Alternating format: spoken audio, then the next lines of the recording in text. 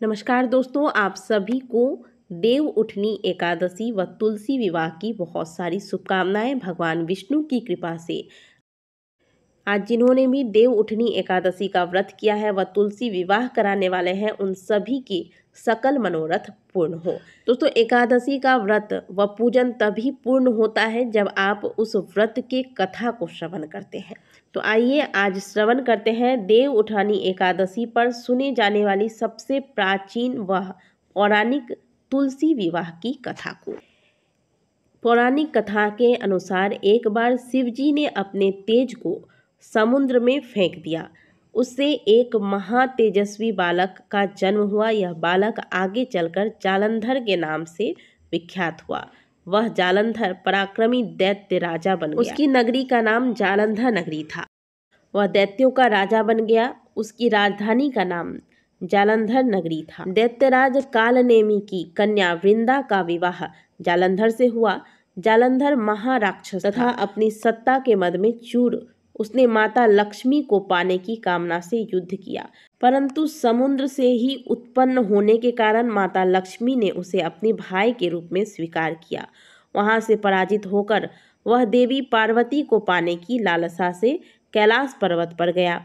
भगवान देवादिदेव शिव का ही रूप धरकर माता पार्वती के समीप गया, परंतु मां ने अपने योग बल से उसे तुरंत पहचान लिया तथा वहां से अंतर्ध्यान हो गई। देवी पार्वती ने क्रुद्ध होकर सारा वृतांत भगवान विष्णु को सुनाया।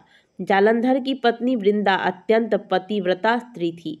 उसी के पतिव्रत धर्म की शक्ति से जालंधर न तो मारा जाता था और न ही पराजित होता था।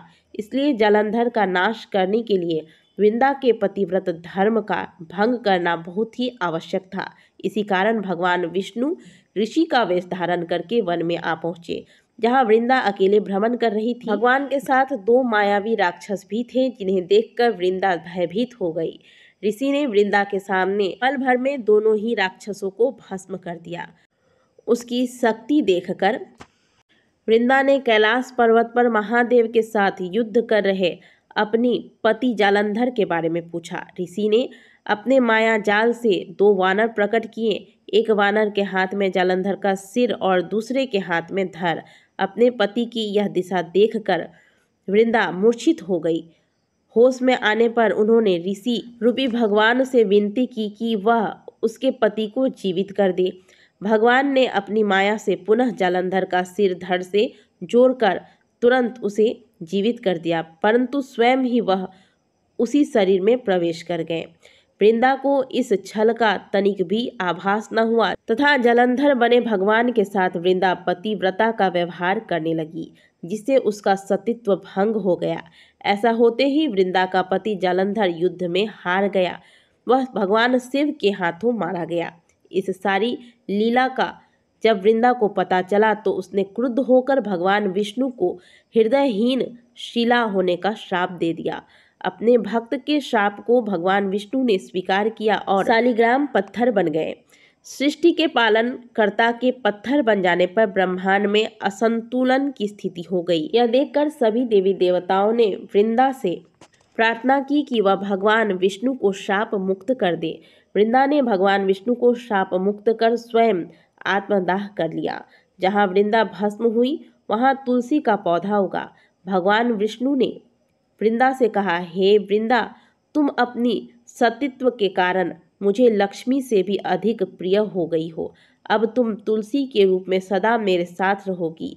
तब से हर साल कार्तिक के महीने में देव उठानी एकादशी का दिन तुलसी विवाह के रूप में मनाया जाता है। जो मनुष्य शालिग्राम रूप के साथ तुलसी जी का विवाह कराएगा, उसे लोक और परलोक में विपुल यश प्राप्त होगी। उसी दैत्य जालंधर की यह भूमि जालंधर नाम से विख्यात है। सती वृंदा का मंदिर मोहल्ला कोट किशनचंद में स्थित है। कहते हैं कि इस स्थान पर एक प्राचीन गुफा भी थी जो सीधी हरिद्वार तक जाती थी।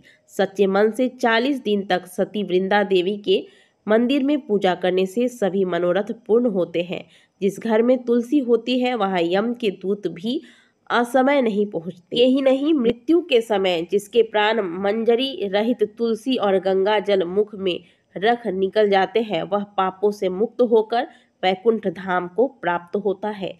जो मनुष्य तुलसी एवं आंवले की छाया में अपने पितरों का श्राद्ध करता है, उसके पितृ मोक्ष को प्राप्त हो जाते हैं। इसलिए सदैव तुलसी जी की सेवा में भक्तों को तत्पर रहना चाहिए। बोलिए वृंदा महारानी की जय, तुलसी महारानी की जय, भगवान विष्णु की जय। जय हो विष्णु प्रिया की।